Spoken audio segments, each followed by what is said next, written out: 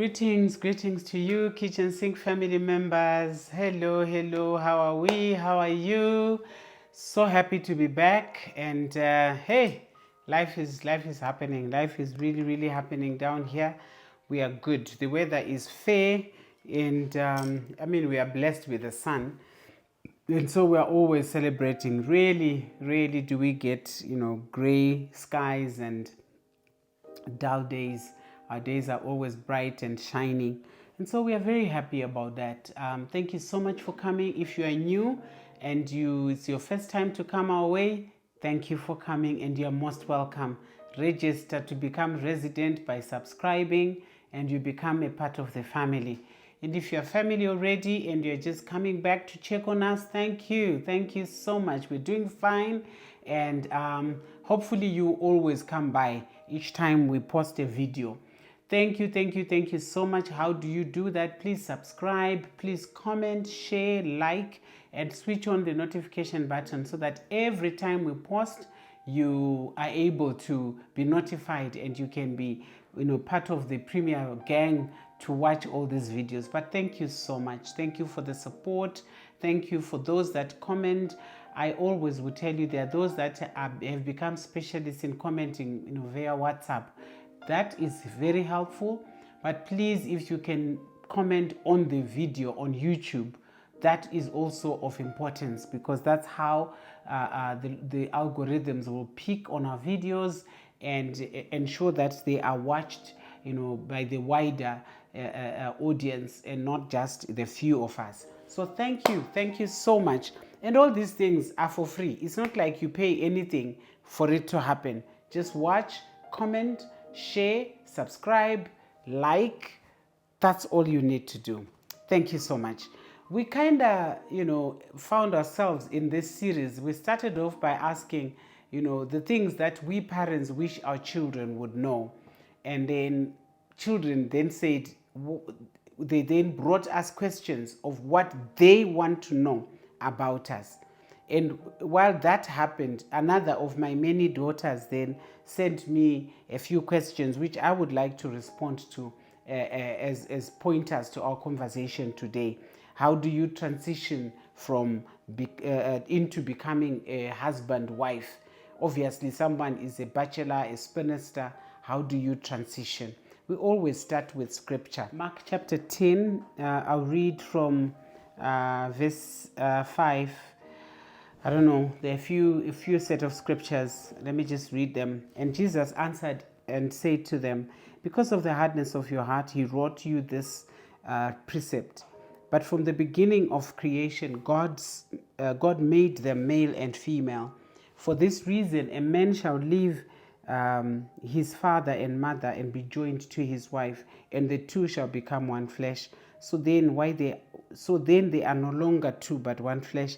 Therefore, what God has put joined together, let no man separate. That's the key scripture, really.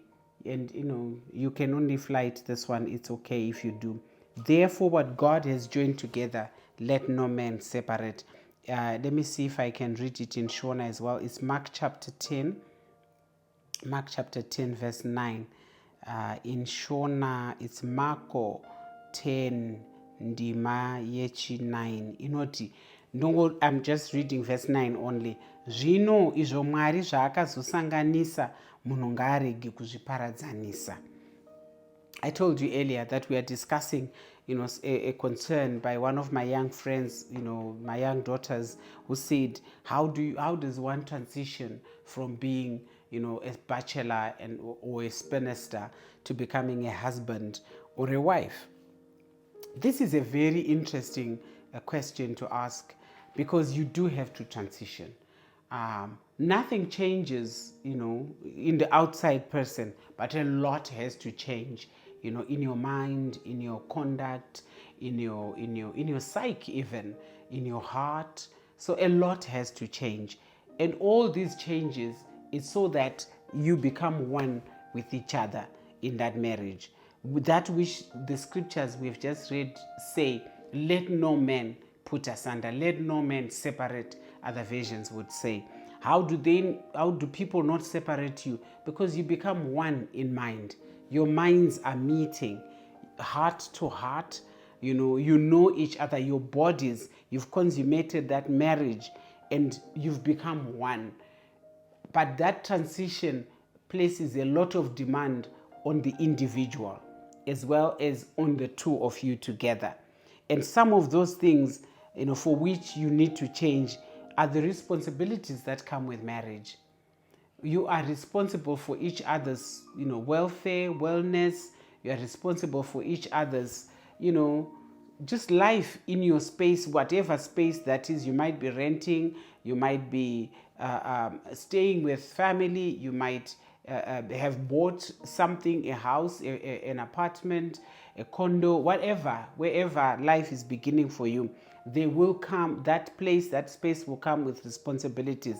Some of those basic responsibilities might include things like paying rent or paying mortgage, or cleaning, the place that you're living, ensuring that that place is well looked after, and other things like, how do you resource yourselves in terms of what do you eat in that space. But all those things entail responsibilities that emanate from the mere fact that you have chosen to be joined with this young man in a holy matrimony. And as you have become one, you live in the same space, and in that space there are responsibilities. These are some of the things that people need to discuss, I think, before they even say I do. You want to discuss, so where are we going to live? How is that going to look like? How are we going to finance that? Are we going to be able to afford it? Which is better, a rental, or we buy a mortgaged property, which is going to be easy for us? And when you answer those questions, it will begin to show you the financial responsibilities that come with your marriage, the emotional responsibilities that come with marriage, the mental responsibilities, because it's a mental asset. Today, you are your mother's daughter. You are running around, for the wedding as a spinster, as a bachelor, and immediately after, the priest will pronounce you husband and wife. And once that is pronounced upon you, your life has changed. You are no longer walking away the same way you would have come, into that space. You go away as Mr. and Mrs. So this is very, very important. Responsibilities change. If you are a young man, you have married, somebody's daughter, you are responsible. In our context, in our culture, you are responsible to ensure that this your wife is well looked after. That is materially. Your wife is well looked after financially. Your wife is well looked after spiritually. It becomes your responsibility. And if you are a spinster, you go away as Mrs. So and so. In our culture, in Shona, you are referred to as my so and so. And with that title, there's expectation, there's responsibility that comes with that, to ensure that when you've brought in the foodstuffs into the house, you process them to become food that you partake of.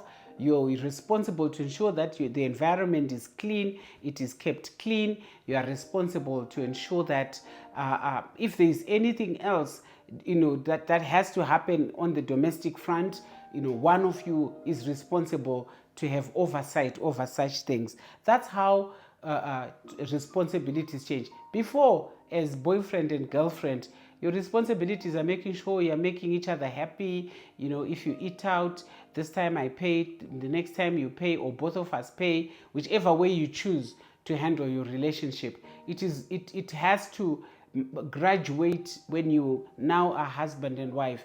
These are set arrangements that have to be followed through so that life is flawless. And even though there will be jerks here and there in whatever aspect of life, but at least if you're coming from a place of having agreed, this is how we're going to be doing things, it does help in managing your lives now as husband and wife. And managing life like that also entails managing expectations. I am always surprised, by people who enter into marriage. They don't even know each other's financial position. They assume, I assume, he assumes, and the both of us are just assuming, it doesn't work, because one of you is going to assume that there is a lot of money. Meantime, there's no such lot of money. Or another will assume there's no money when there's sufficient money to live good. So I think that it's always very important that you discuss these things and reduce, frustrations that come from having an expectation that met with disillusionment. What is, troublesome about expectation is when the gap between, reality at this level and the expectation is there. The bigger the gap, the more the stress. So what you need to do in life is to reduce this gap, so that as much as possible, what is where you are, the real position in life, is almost close to one's expectation out of life. That is how you manage, the stress that comes from expectation. But if you are not open with each other, you think you know and you don't quite know, your expectation might be very high. And because that expectation is too high, whereas your reality might be very low, this gap becomes such a huge stressor in marriage. And so please manage those responsibilities by being open with each other upfront. I like it that in other cultures, that being open with each other, if somebody is way ahead financially, with assets and all, that's when they begin to talk about prenups. If you're coming from the same sort of economic status and, none of you has anything significant, still discuss that, so that there's no assumption about, I think, or they thought. Exactly where each one of you is. And one of those things is to be vulnerable about debts. If you are in debt of any sort, be vulnerable with each other. If you have long-term financial commitment that you entered into before marriage, please open up and let your wife, let your husband know. In our region, some of those responsibilities might be that you are the one who's looking after the parents. Remember, we said there are some of us who are so expectant that my children are now big, they take care of me. And if you committed to doing that, your spouse has to know. Some of us, you are the one who's sending your siblings to school or your relatives to school. Your spouse needs to know about that, because that manages the responsibilities as you are coming together. So it's very, very important. And discuss these things. I know with responsibilities also comes roles. Who's going to be doing what in that marriage? I know, I observe and I see young people around me that are getting married, that domestic chores are not foreign to young men now. More and more you see young men in the kitchen taking care of the baby, changing diapers and things like that. But those things are better discussed and agreed upon, so that there's no one who's expecting that this is how it is going to pan out. And then you come into marriage only to realize that the other person actually is thinking, this is your responsibility. So very, very important for us to have discussed those things before marriage. And also another thing that comes with responsibility, if you are a couple that is going to do, your house chores on gender lines, are you going to say this is what a man does, this is what the woman does? Or are responsibilities just going to be shared amongst the two individuals that have chosen to live together, that have chosen to become one in marriage? And if that's depending on what you agree to be or to manage life, you will find that responsibilities will flow easily like that. I know that there are some marriages where there are gender roles in their marriages, and they seem to be okay. People have grown into their old age with things like that, and they have not had any problem. So you just have to decide which way to go with responsibilities in your marriage. Another thing that she was asking about is handling friendships in marriage. I found this very, very interesting. And we learned a lesson with my husband, because he had friends, and as I also had friends. And around the time of our marriage, two of my husband's friends were already married. One of my friends was married. And we found out that as people marry, the dynamics change, the friendship dynamics change. For example, some of my husband's friends, the two who were married, one of them, we struck a very good friendship. Like I struck a very good friendship with the wife from day one. No problem. So the husbands were friends, we became friends as well. It was not so with the other friend. They remained very good friends, but I could not strike a friendship with the wife. And I didn't think there was anything wrong with that, because I did not expect, it was not an expectation on my part that my husband's friends' wives must be my friends. I didn't have such an expectation. In fact, I felt compelled to recognize his friendship with his buddies and leave it at that. If I happen to strike a friendship with the wife, I consider that a blessing, because it also happened on my side. I mean, by the time we married, the one friend who was already married, we were good friends, both husband and wife. We were able to be friends with my husband. But I also then later had my other friends also get married, and particularly one of them, to this day, I am very good friends with the wife, and my husband is not as good friends with the husband. So we believe that there should be no pressure, no expectation that because the woman is my friend, he must be friends with the husband. Or because my husband is friends with his guys, then I must be friends with the wife. There must not be an expectation. If it works out, hallelujah. But if it does not work out, please just be civil with each other.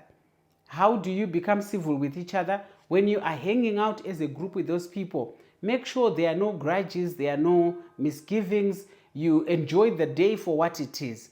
And when you are gone, they will carry on with life with their own friends, as you will carry on with life and your own friends. There is no burden, no pressure on each other in that regards. And we found that really, really helped, because none of us was putting pressure on the other to say, because I'm friends with this one, you must be friends with them as well. That really, really helped. And also that truth stands that it may not work. It might work, but it may not work. And when it doesn't work, it doesn't make you enemies. You are not enemies. You're just not friends with each other. And you can be so civil that you know their birthdays, you send them a message or a gift at Christmas, you wish them Happy New Year in January. When they have children, you visit them in hospital, you participate in the bridal showers, you remain civil with them, but they don't necessarily have to be buddies with you. That's what we have believed with my husband, and that released us, both of us, because the expectation would then mean you're putting a pressure and an expectation of you do this to the friend and they do the same for you. It may not follow. Yeah, so that's how we manage friendships, and that's how I recommend to manage friendships in marriage. Remain civil.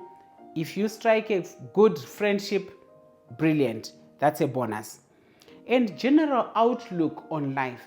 I really like this, because my outlook on life I believe, is influenced by the way that I was raised up, my background, my upbringing, the environment in which I grew up, the schools that I attended, and the list goes on and on like that.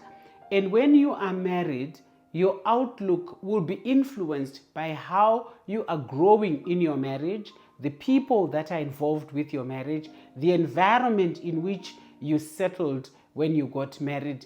All those things will influence your outlook, how you look at life. As an individual, you might have thought certain things to be difficult or impossible. But when you then became one with this person, they are so, sold out in believing that there's nothing impossible in life. You find you will shift. And what you used to refer to as a difficult or a hard thing might become doable. And your perspective to life shifts and it changes, because of the influence by the other person. Similarly, if you marry a seriously pessimistic person who believes that the sun will end tomorrow and nothing good will come out of this, nothing, that you will find yourself as a negative person if you are not careful. If you are absorbing the negative vibe that's coming from your spouse, if you are not careful, you will end up like them. It becomes very important before that marriage, know yourself. If you come in, I believe, if you come in as an optimist, become an ambassador for positive energy in that marriage. Become an ambassador for joy, for peace, for courage, for all things that account for goodness in that marriage. Don't play subservient to negative energy. It won't help. You will be miserable, you will be unhappy, and your outlook at life will be full of dullness and darkness. And also help if you have such a person for a spouse who's pessimistic. Bring them out, pep them out of those spaces. Bring them to broad sunlight. Show them the brightness of the day, so that they can begin to see life where possibly they were seeing impossibility and hardship. So your outlook on life, you really have to influence each other. But be careful. Don't fall prey to negative vibes. I have learned that from my upbringing, from my personality type, from the environment that I grew up before I got married, I don't come from people that are serious and particular, about, life, all the dots, are put, all the T's are crossed, and everything is neat and tight. I don't come from such a background. I come from a free, liberated sort of a background. Life is free and we live and we are happy. That's where I come from. I may not pay attention to the detail. I married a husband who comes from a space where things are planned for, goals are set, they have to be achieved, the T's are cancelled, the I's are dotted, everything is structured. You review life at the end of a period and you do things this way. I really, really would have struggled if nobody had told me that the two of you complement each other, and make sure that you bring in what you are to improve the marriage, to add value to this marriage, as he is bringing who he is to add value to this marriage. And when we did that, you find that he appreciated my lively vibe that I was bringing to the relationship, as I appreciated the seriousness that he brought into marriage. Seriousness helped us to look at life seriously and consider whatever challenges we were meeting with the seriousness that those particular instances deserved. But I also brought in life and joy, and so that we're not always serious about life. We have moments of just celebrating, enjoying life, and partying, as it were. So both energies were necessary in this marriage, and both influenced how we look at life. Now I know it's good to be happy, it's good to be optimistic, but there are instances where I also must appreciate that it's good to be serious, it's good to be organized, it's good to ensure that your plans are achieved in life. It's also very important. So depending on who you marry and how they come across, it becomes important that ultimately the vibe in that marriage, in that union gives life, and each person is happy. No one is stifled, no one is suffering in that marriage. Everybody's breathing nicely and there's peace all around. That's what is important. Whew, very nice things that we are discussing here. And also it just will progress into realizing that because we are two people that are coming together, I know the husband will have a vision and will seek to guide the family. But if a husband appreciates that the woman that I married also has a vision, it means you have to bring those visions together and come up with one vision that you will go by as a family. And you will come up with sets of goals similarly. They might have their own goals, you might have your own goals, but we come together and say, okay, what are the goals for the two of us together? And those are the goals that you want to pursue together as husband and wife. You will not negate of individual goals, because you don't die because you have married. You just choose to recognize those goals that bring the two of you together, that you have to achieve together. And those ones you really have to pursue together as husband and wife. Another aspect of life that you have to bring into being is values. We've talked about this. He will have values as I have values. We come together and we look at what are our shared values. And those are the values that will shape our marriage. They will not shape me as an individual, but they will shape the individuality of our marriage. This is who we are. This is what we believe in. We value family. We value God. We value honesty. We value integrity, things like that. You might then, as an individual, value other things that the other person may not necessarily value, but they will not be things that will interfere or interrupt with what you believe in, with your shared goals. So those things ensure the success of your marriage. But if you continue to live individual lives in marriage, you will only come together, emotionally, or on the marriage bed. It will happen. You will be successful at that, I'm sure. But your lives continue to be individual. And that is not pleasant. That is not nice. If you have to be one in this marriage, you have to attain all the levels of intimacy. Emotional intimacy, psychological, mental intimacy, physical intimacy, intellectual intimacy, financial intimacy. You need to attain, as one in all the facets of intimacy, so that you remain as one in marriage. But all these things, guys, you communicate. You have to discuss, you have to communicate with all these things. Boundaries. You have to ensure that you draw boundaries around your marriage, so that we, the in-laws, don't interfere and become a part of the nuclear family. We have our limits as in-laws, and we know how to conduct ourselves in our own vicinity without necessarily interfering. So yes, you can transition, and you will transition successfully from being bachelor spinster to being husband and wife. But there are many things that have to come into play for you to achieve that, so that your union is peaceful, your union is progressive, and your union continues to develop. Thank you so much for coming. I'm expecting further questions on this one, so that if there are further questions, we will address them, we will discuss them as we continue to grow. Please, please, please subscribe, comment, like, share the links, switch on the notification button.